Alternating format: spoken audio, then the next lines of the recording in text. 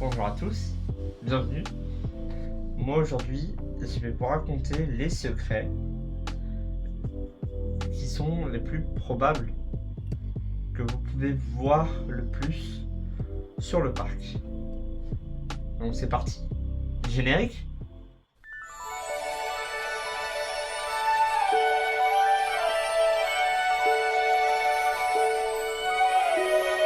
Bon, je vais essayer de me mettre un peu, si vous voyez des faux raccords derrière l'écran, c'est normal.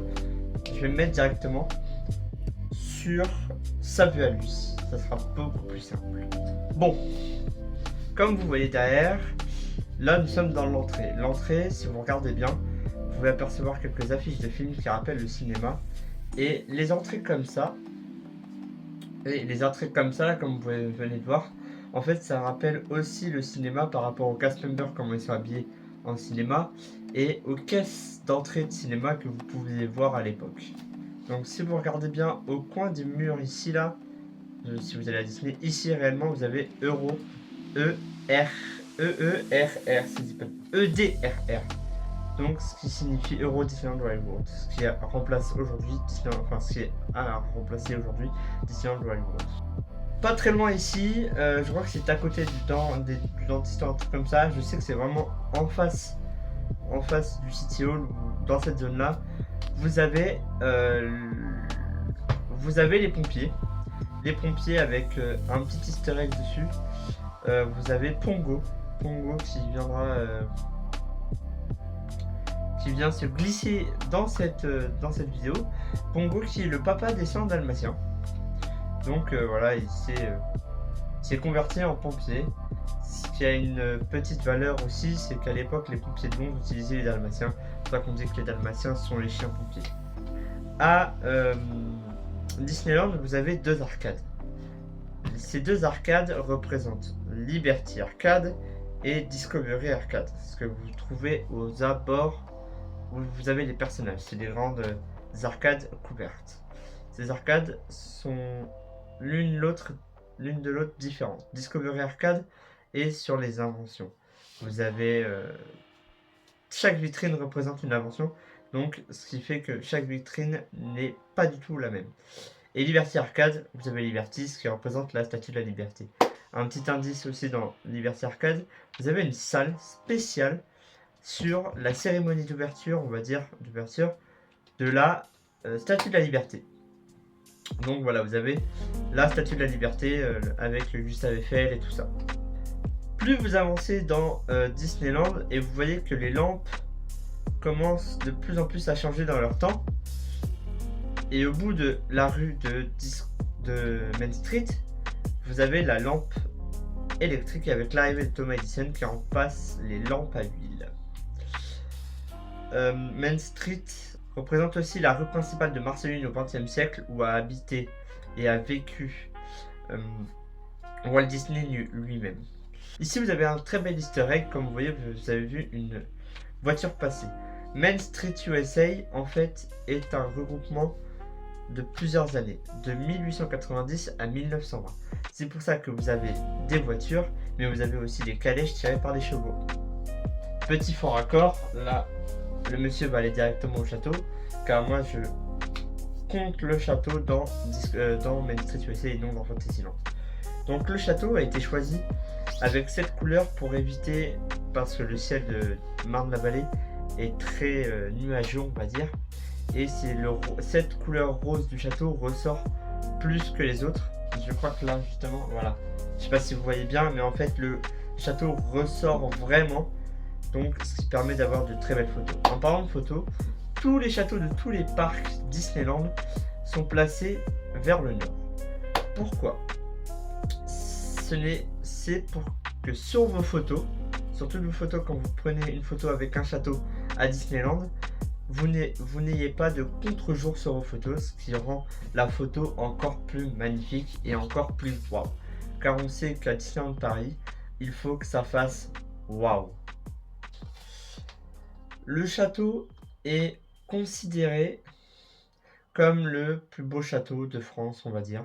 Il a été inspiré comme de nombreux châteaux de France et d'Europe, mais a été surtout inspiré du Mont Saint-Michel. Et sur ces tours, vous pouvez retrouver aussi une autre référence à notre très beau pays, la France, avec sur une des tours des escargots. Et ce n'est pas des petites pierres, ce sont des escargots, ce qui représente la Bourgogne. La Bourgogne par rapport aux escargots.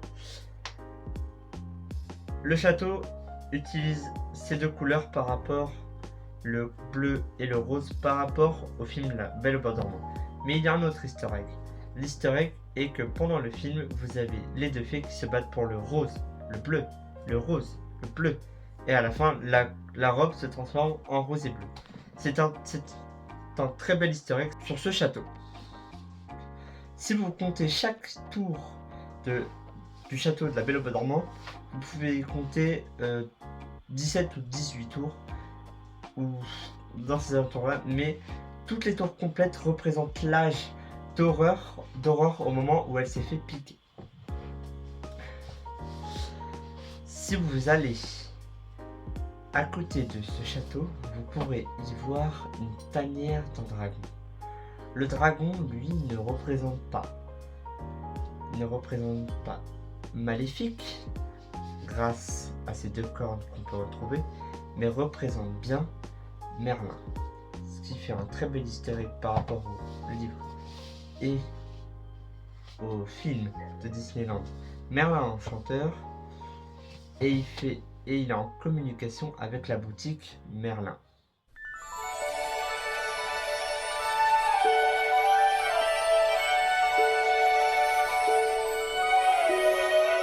Fantasyland.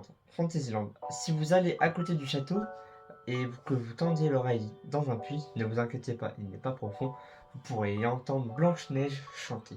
Si vous allez à gauche, si vous passez à gauche du château et que vous leviez la tête sur l'arche, vous verrez 3 lions. Ces 3 lions sont le blason de la Normandie. La Normandie est un très beau clin d'œil à ses origines de Walt Disney qui vient d'Isigny-sur-Mer. Isigny, Disney. Si vous vous rapprochez de l'attraction Blanche-Neige et les 7 nains, dehors vous pourrez y apercevoir une souche sur laquelle est posée une hache. Vous allez me dire, quelle est la référence de la hache avec Blanche-Neige et les 7 nains? C'est un chasseur qui doit tuer Blanche-Neige. Eh bien, dans le conte originel, Blanche-Neige doit se faire tuer par un bûcheron. Toujours en rapport avec Blanche-Neige, quand vous allez dans la boutique, vous pouvez y apercevoir, pour les plus cocasses en baissant les yeux et pour les plus petits enfants, vous pouvez y apercevoir des lits dans lesquels sont posées les peluches. Et c'est sur ces lits, vous pouvez y apercevoir le nom des 7 nains. Chaque lit a un nom. Et chaque nom représente le nom des 7 nains. Pareil, en levant la tête sur une poutre un peu comme celle-ci, vous pourrez y voir accrocher des tasses. Et dessus, vous pouvez y voir les noms en anglais des 7 nains. À côté aussi, vous pourrez retrouver un trousseau de clés. Dans ce trousseau de clés, c'est un très beau clin d'œil à Disney, car l'une des clés a le D de Disney. Mais qui pourrait bien avoir cette clé? Revenons-en. Si vous dirigez vers Peter Pan Flight, quand vous sortez de Peter Pan Flight, vous êtes directement à peu près à Adventureland. Ce qui fait une très belle référence, car à la fin de Peter Pan Flight, vous êtes dans le monde des pirates, et quand vous sortez, vous arrivez sur Adventureland du côté des pirates, ce qui fait un très beau clin d'œil. Sur ce même endroit, vous avez un stand avec une caisse, et sur cette caisse vous avez le logo d'un pirate, la tête de mort avec les épées, et si vous regardez bien ces épées, sur les manches ce sont des bouteilles de coca, ce qui fait une très belle référence à Coca-Cola, qui est le partenaire officiel de Disneyland depuis son ouverture. Disneyland Paris, si je ne me trompe pas. Mais voilà, et au-dessus de ces caisses vous avez un coffre, c'est pareil, regardez bien la petite serrure, vous allez y trouver une bouteille de coca. Je vous mettrai les 2 photos ici. Revenons dans le monde de Fantasyland. Quand vous allez au labyrinthe d'Alice, avant d'entrer dans le château, regardez bien en haut à gauche. Vous y apercevrez le roi de cœur. Tout petit, mais bien là. À la sortie, prenez à gauche et allez au moulin. Ce moulin avant était une attraction. mais a fermé pour cause de pas beaucoup de visiteurs, qui est aujourd'hui devenu un snack. Passe devant It's a Small World et rends-toi au restaurant Bella Notte. Observe bien, mets-toi droit. Tu vas voir que les bâtiments ne sont pas très droits, ce qui fait une très belle référence à la tour de Pise en Italie. Revenons à Blanche-Neige, j'ai oublié quelque chose. Regarde avant d'entrer dans l'attraction, au-dessus de toi. Tu peux y voir la méchante reine t'observer.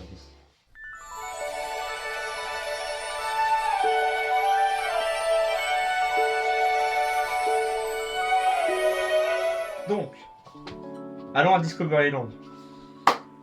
Discoveryland est une référence directement avec Discovery Arcade. C'est une référence avec les anciennes innovations et un peu les nouvelles. Mais Discoveryland n'est pas vraiment dans le futur, c'est un rétro-futur. En fait, il n'est pas comme ses cousins Tomorrowland. Tomorrowland aux États-Unis, eux, doivent se renouveler presque tout le temps. Alors que Discoveryland en France, lui, est un rétro-futur, donc reprend on va dire les bases, enfin pas les bases, mais les innovations de l'époque et va les transformer au jour d'aujourd'hui. Par exemple, on va voir certains secrets sur Orbitron ou sur Hyperspace Mountain, pas sur Autopia, mais sur d'autres attractions. Allez à gauche avant d'entrer dans Discoveryland, vous allez avoir le bureau des passes annuels. Je vous montrer une photo. En fait, à l'époque, il s'appelait le Café des Visionnaires. Aujourd'hui, c'est le bureau des passes annuels. Et à l'époque, quand j'y avais été pour mon dernier vlog, c'était un mythe où tu pouvais rencontrer des personnages rares qui ne sortaient pas. Ou du moins, pas beaucoup. Orbitron, justement. En fait, Orbitron, comme vous voyez ici, Orbitron représente le système solaire. Et les fusées, elles, représentent les astres du système solaire ou les différents astres de différents systèmes. Buzz Lightyear Laser Blast. Bon, il va faire Hyperspace Mountain, mais là, je parle de Buzz Lightyear Laser Blast. Buzz Lightyear Laser Blast, de base, était le Visionarium. Donc, la technique ultime pour faire 999 999 à Buzz Lightyear Laser Blast, c'est en fait de tirer sur le médaillon de Zurg. Zurg, lui, apparaît 2 fois dans l'attraction. Et c'est grâce à ce médaillon-là que vous pourriez faire 50 000 points. Pas en tout. Là, bah justement, en parlant de ça, revenons-en ici. Ces 2 tuyaux que vous avez vus à l'époque pour l'attraction de la Terre à la Lune, de base, ces 2 trucs étaient reliés. Et le land devait s'appeler Discovery Mountain. Et c'était pour voir l'attraction de Space Mountain. Mais de base, les 2 trucs étaient reliés. Ce qui fait un joli clin d'œil maintenant qu'il a été abandonné. Donc, revenons-en à Hyperspace Mountain. À l'époque, Hyperspace Mountain s'appelait Space Mountain de la Terre à la Lune. Il prenait le livre de Jules Verne de la Terre à la Lune qui aujourd'hui a été changé avec Star Wars Hyperspace Mountain. Mais à l'époque, c'est pour ça qu'il y a un gros canon. À l'époque, Jules Verne pensait que grâce à un assez gros canon, nous pouvions de la Terre aller jusqu'à la Lune. Mais voilà pourquoi le gros canon n'a pas été remplacé et aujourd'hui, c'est fait un très bel easter egg de l'ancienne attraction. Savais-tu qu'à la base, Hyperspace Mountain devait aller plus vite? Alors en fait, on devait aller beaucoup plus vite, mais lors de l'inspection générale, le wagon allait beaucoup trop vite et ça devait déclencher un airtime. Le airtime, c'est quand vous êtes en voiture, vous faites un petit saut, que vous ne touchez pas votre siège, pardon. Et en fait, du coup, ça a été annulé parce que l'attraction allait beaucoup plus vite. Mais allez le soir, des fois le soir, ils vont assez vite. Je parle en connaissance de cause.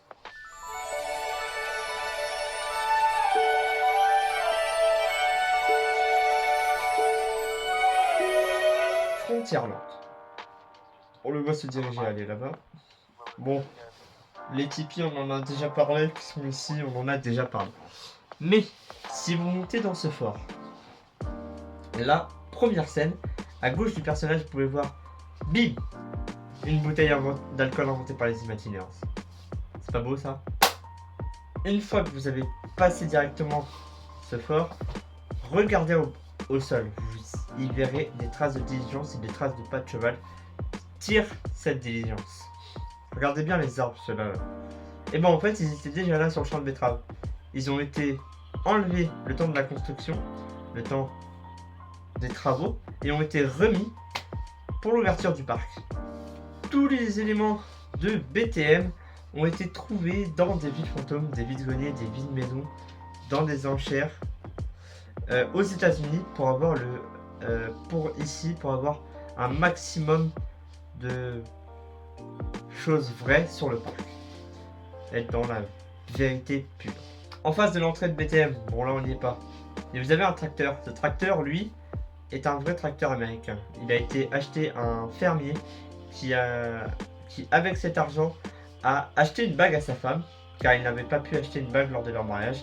C'est fait une très belle référence aussi avec Phantom Manor aux États-Unis. À l'époque, il y avait une rumeur qui disait que la bague de la mariée était par terre, et si tu la trouvais, bah, tu te mariais sur le parc. Tous les restaurants sont classés.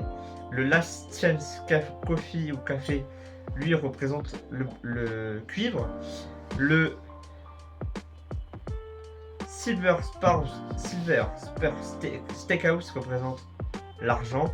Et le Lucky Nuggets, lui, représente l'or. Justement, il va faire un tour sur le Tender Mesa Riverboat. À l'époque, il y avait deux bateaux. Le Millie Brown et le je sais plus quoi. Mais là aujourd'hui il n'y en a qu'un seul, je crois que c'est le Millie Brown qui est tout seul maintenant. Mais à l'époque il y avait deux bateaux pour faire plus de romans. Une fois que vous êtes en face de Phantom Manor, d'ailleurs, voilà, en face de Phantom Manor, ici à la première fenêtre, vous pouvez voir la mariée qui vous entend pour le mariage qui n'a malheureusement pas eu lieu. Si vous êtes dans la file d'attente de Phantom Manor justement, regardez à la première fenêtre avant d'entrer et vous y verrez Help Me. Est-ce que quelqu'un a besoin d'aide à l'intérieur de cette attraction? Vous y découvrirez la vérité à l'intérieur. Justement, il est dans le Tender Mesa Riverboat. En face du cimetière Boot Hill, vous y verrez une tombe cassée au-dessus de l'eau. À qui appartient cette tombe? On ne sait pas. Mais vous y verrez aussi au niveau des geysers un squelette de dinosaure. Il a été enfoui là à cause des coulées de lave, a été découvert par les mineurs de la mine.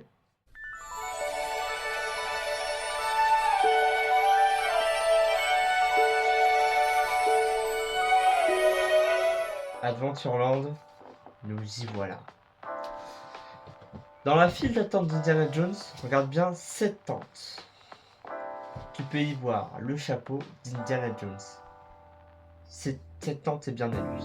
Dirige-toi à la lampe d'Aladin. Tends bien l'oreille. On peut y entendre le génie. Rends-toi à la cabane des Robinson. Je crois qu'il... Non, il n'y va pas. Il va voir la version Arabie de Adventureland. Mais rends-toi quand même à la cabane des Robinson. Rends-toi tout en haut avec un ciel bleu et un bon appareil photo. Tu peux y voir la tour Eiffel du haut de la cabane des Robinson. Au pied de cette cabane, regarde bien au niveau des fontaines à eau. Tu peux y voir un circuit où on peut y croire que... Je vous montre les photos en même temps. On peut y croire qu'en fait, les eaux de pluie sont récupérées pour avoir de l'eau en continu de cette cabane. Rends-toi vraiment à l'arche d'Adventureland, du côté Arabie. Tu vois ce lustre? Ce lustre a été offert par le roi du Maroc, l'ancien roi du Maroc, Hassan II, qui était actionnaire dans Euro Disney. Vers Indiana Jones, entre la cabane de Robinson et le restaurant Le Colonel Atis, il y a les personnages du film Lao, Carl et... je vous mettais les photos, mais je n'ai plus... Russell, Carl et Russell. Je pense que cette anecdote, vous la saviez, en fait, Pirates des Caraïbes a été inspiré... Le film a été inspiré de l'attraction, et non l'inverse. C'est la seule attraction qui a ça. En fait, l'attraction Pirates des Caraïbes a inspiré le film. Et en 2017, pour les rénovations, ils y ont ajouté Jack Sparrow. Et voilà, c'est la fin de cette vidéo. voilà les secrets que je connaissais sur Disneyland Paris, sur le premier parc.